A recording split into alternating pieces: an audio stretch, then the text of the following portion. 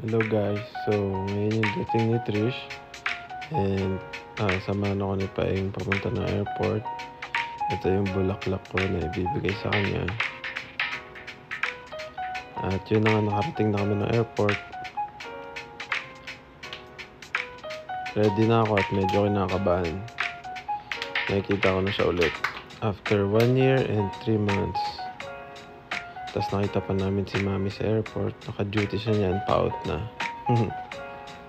Hintay muna. Mga 20 minutes din kami naghintay dito. Yan. Tapos yung moment of truth. Ito na nga. At ayun na nga.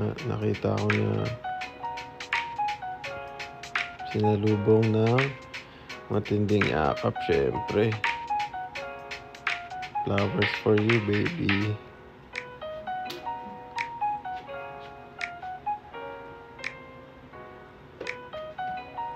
Hawak pa yung pang rat test.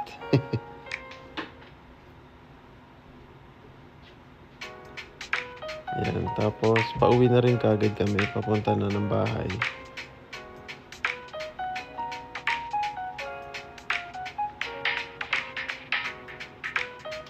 Unang sakay kay Cam. Siyempre si Paeng ang driver. Thank you, Paeng. Together again. At yun na nga, nakarating na rin kami ng bahay. And then, syempre may tinola, tapos crispy pata. Then, Target run. Now, papunta naman kami para kitain si Joko. Magpipizza kami. Passenger princess. Yan, so nagkita na kami. Ito yung picture namin. And then after nyan, pumunta sa bahay para i-celebrate kasi si Dad pumasa na sa interview ng citizenship. Onting shot, tapos kantahan. Cheers para kay Dad.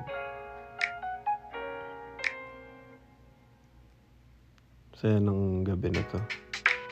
Unang gabi ni Trish dito sa Amerika. Siyempre, hindi na papalampasin, kanta together, di ba? And then, nag-order ng Wingstop. Kain kami. Yun lang. Thank you sa panonood.